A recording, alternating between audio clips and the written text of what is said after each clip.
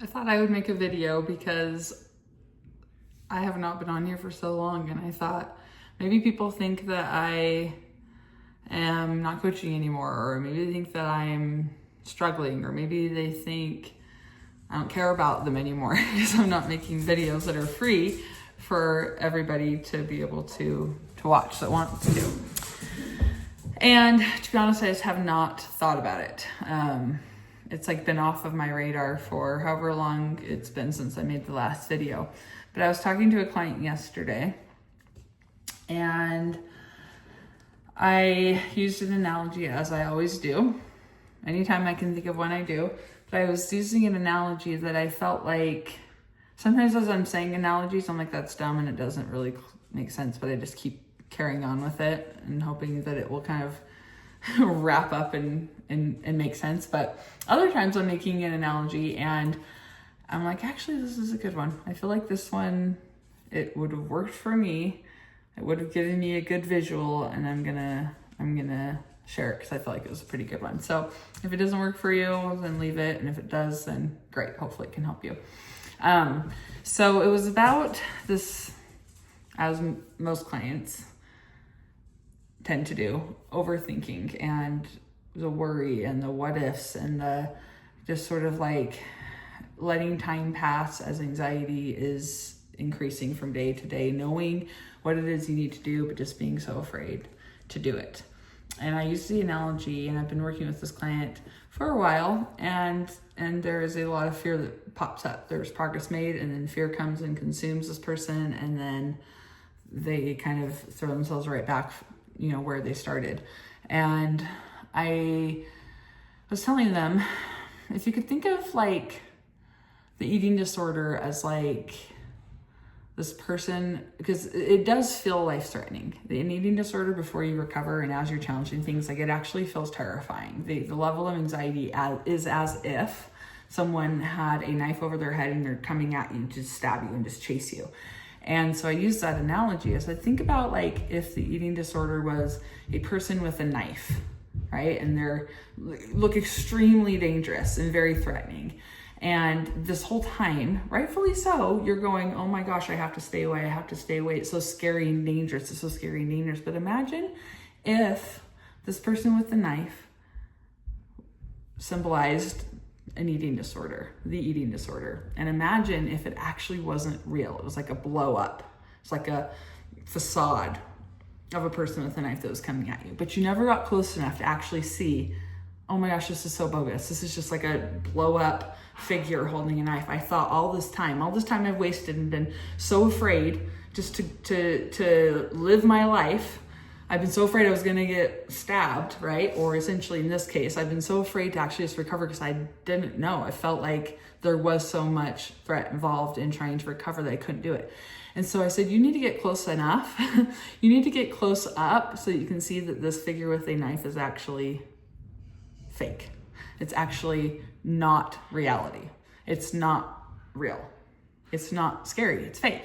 And it's the same thing with an eating disorder. As you eliminate restriction in kind of like, if you can create this image of you getting closer to this object, you're going to see it for what it is. You're going to be able to see this is actually not a threat. This is actually not that big of a deal. Even though I know, and again, I'm not invalidating the fear that you have and feeling like it's a big deal. But as you get closer, as you approach full recovery and you're rewiring your brain, you're able to see, and this is typically the reaction that people have. It's definitely what happened with me. It's like, oh my gosh, I cannot believe I wasted so much time of my life, so many years, being afraid of something that actually I did not ever need to be afraid of. And so, and a lot of times really that is weight gain. And that is the big thing that looks so real that's, threatening to take your life with a big knife. But when you actually experience it and you're living your life, regardless of what size, I'm not saying when you experience it and you land in this body that's socially acceptable. I'm saying like when you experience full recovery and you do weight restore and you do land in whatever size body that happens to be, it's never as bad as people think it is, especially and only if they fully rewired. And those two things are important. You're not going to feel satisfied or accepted or free if you're still abiding by an eating disorder inside of your head, but have just managed or figured out a way essentially to gain weight in a disordered way. You won't. So if you're listening to this video and you're like, Becky, that's a load of bull crap, I don't believe it. I'm actually a lot heavier. I'm the most insecure I've ever been. I hate my body. My life's the worst. I'm still so messed up. It didn't work. And that's the part that didn't work, is when you say you're still so messed up. All of us are, by the way, but I'm talking about eating disorder mind, right? Yeah. Because you did not rewire, and rewiring really is overcoming all the fear. So can I ask you, did you encounter and tackle every fear until it felt easy? Usually not. Usually it's like, well, no, because I gained X amount of weight, or no, because I couldn't keep doing it. I just felt like I was losing complete control and ruining my health. And I'll hear all these things, and it's like, keep getting closer to that object. Keep getting closer to that object, and you will see that there is nothing to be afraid of.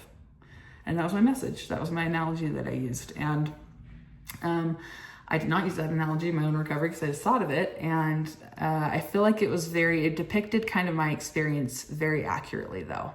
It really did feel like I was being asked to like walk to my death, basically just like bury myself in unhealthy behaviors is what it felt like when I was being asked to recover. And when I finally like took that kind of huge leap of faith and was just so fed up and done with living the way that I had been living,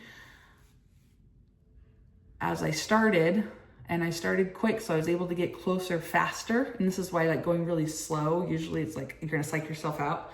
If you can just start quick, start bold, be aggressive, you're going to get close enough to where you can see, okay, this isn't as big of a threat. Actually, I'm getting closer. Hey, this is not a threat at all. You have to, though, as you do that, the only way to get closer to that is eliminating all restriction and all movement.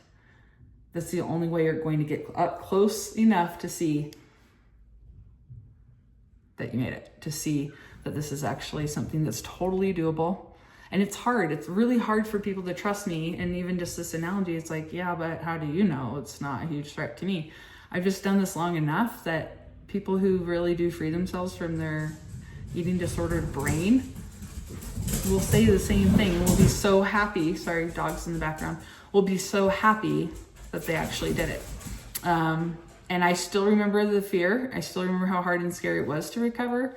And I wish I could know now what I did then. It would have made my recovery a lot easier. But also in some ways I don't wish that it would have been easier, because it taught me a lot. It taught me that I can do hard things. It taught me that I can trust in that gut, that intuition that's kind of leading me towards where I knew I needed to go.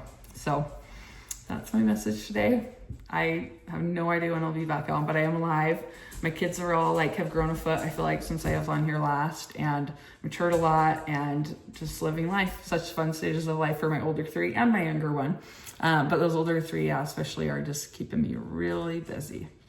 So yes, and I am still coaching. My hours are a bit sporadic. If my hours don't work for you and you're someone who does want to work with me, you can just email me, and usually I can accommodate you in some way. Not on my Calendly schedule. And that's what I would say majority of my clients now are doing. So I do have like work hours that are online, and then I have lots of people that doesn't work for, and I'm finding times when, if they're flexible, I can be flexible, and we can always find a time. So anyways, that's my message, and I hope you have a fantastic day. Spring is here, hooray. Assuming that you're not living in a place where you're opposite and winter's coming, but for most of us, or fall is coming, but for most of us, it is warming up. So enjoy the weather. Okay, bye. But don't enjoy the weather. I just realized when I said that, I don't forget when people say enjoy the weather. I'm like, go outside and walk. I have to go walk.